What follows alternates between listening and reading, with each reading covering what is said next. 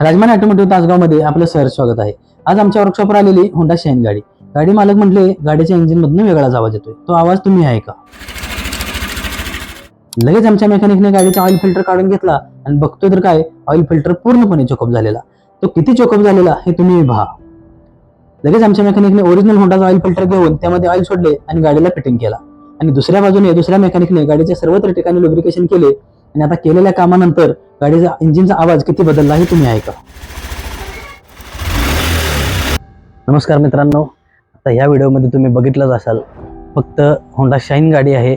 फक्त oil filter duplicate घातल्यामुळं या गाडीचं एवढं नॉकिंग होत होतं आणि तो फिल्टर किती चोकअप झालाय ते तुम्ही बघून घ्या। गाडीची ऑइल बदली करून फक्त 3 ते 4 दिवस झालेत असं गाडीचे मालक म्हणतात आणि तो फिल्टर किती चोकअप झालाय 4 दिवसात ते तुम्ही बघून घ्या। हा तो गाडीचा ऑइल फिल्टर आहे। हा ऑइल फिल्टर एवढा चोकअप झालेला आहे 3 ते 4 दिवसात। हा डुप्लिकेट ऑइल फिल्टर BS6 गाडीला अजिबात चालत नाही, अजिबात ऑइलचं प्रेशर राहत नाही जेवढं मेंटेन गाडीला पाहिजे तेवढं। आणि ऑइल प्रेशर मेंटेन न राहिल्यामुळं गाडी एवढी नॉकिंग करत होती ते तुम्ही आता व्हिडिओमध्ये बघितलंच असाल।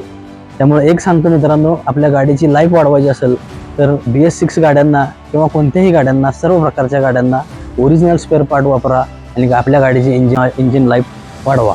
धन्यवाद।